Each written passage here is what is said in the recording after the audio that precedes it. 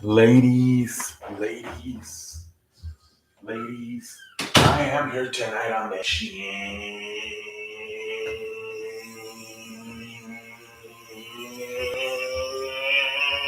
Yo, gotcha. Oh shit! I'm gonna fart on myself. I'm too classy of a man. Anyways, I don't know.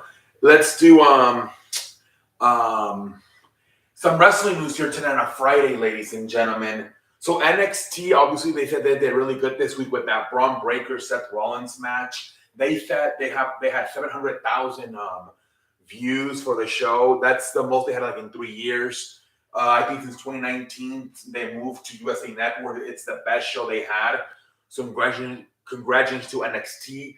Also, they said at one point the Braun Breaker Seth Rollins match got up to 1 million views, but it was just like for like a time. So, like the average estimated rating was, that's why it was 700,000. But they said at one point for a few minutes it was 1 million people were watching that match between Braun Breaker and Seth Rollins. Man, huge match. They're saying, this was a huge success. The man that came up with this idea was Nick Khan, to have some of the big stars in the show to get the ratings up. They're saying the next Ronda Rousey and Shayna Baszler.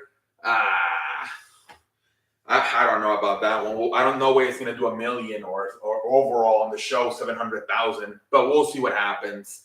I'm sure they'll come up with more people, But moving forward, they're saying that Carlito has signed with the WWE and that he's scheduled to make his first appearance on July 7, which is a Friday for SmackDown. That's what they're saying right now. They think Carlito has started canceling a lot of his independent shows he had booked for the summer.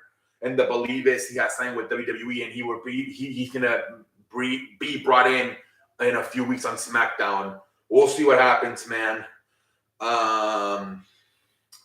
They're saying that people in AEW are not happy with, like I said, with the CM Punk situation, that he already appeared on Dynamite when they said they were promised that he was only going to be on Collision, and said that they didn't name it, but they said a big star from AEW went home very frustrated after Dynamite this past Wednesday. They don't know who it is, but somebody not very happy the fact that he had to deal with CM Punk backstage. Who knows who it is, ladies and gentlemen. Brian Danielson, they're saying he's a little bit hurt right now. That's why he's been doing a lot of commentary, and he hasn't been participating a lot in the matches from the the BCC, because he's been hurt. They said that they had like bigger plans, bigger spots for him to do it in the Battle in the Anarchy on the Arena match on Double or Nothing.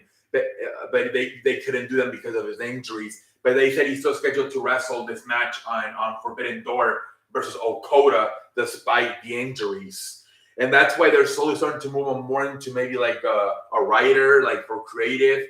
So, and I think he did say when he signed with AEW back in, was it 2021, that he plans for this to be his final stop, like his final contract maybe. And maybe he plans to move more into a backstage role with the company.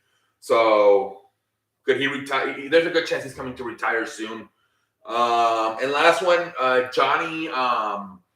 I don't even know what this guy's last name is anymore. He keeps changing it. John Morrison, I believe, was his. John Morrison. I know he was Johnny Nitro and Johnny Mundo as well. He was Johnny Nitro and Johnny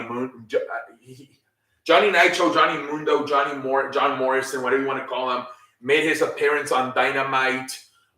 This is for Rampage. He appeared on Rampage. Rampage was filmed on Wednesday after Dynamite. It's going to air tonight on Friday. But Johnny, this is a spoiler. If you watch Rampage, exit the video right now. John Morrison, whatever you want to call him, made his AEW debut, and they're calling him Johnny Television. Jesus Christ. Johnny Television. So like John Morrison, Johnny is now Johnny Television, and he will now be a part of AEW. So let's see how things go for him. That's John Television. Jesus Christ. And I think that's about it, ladies and gentlemen. I think that's about it. Until next time, holla.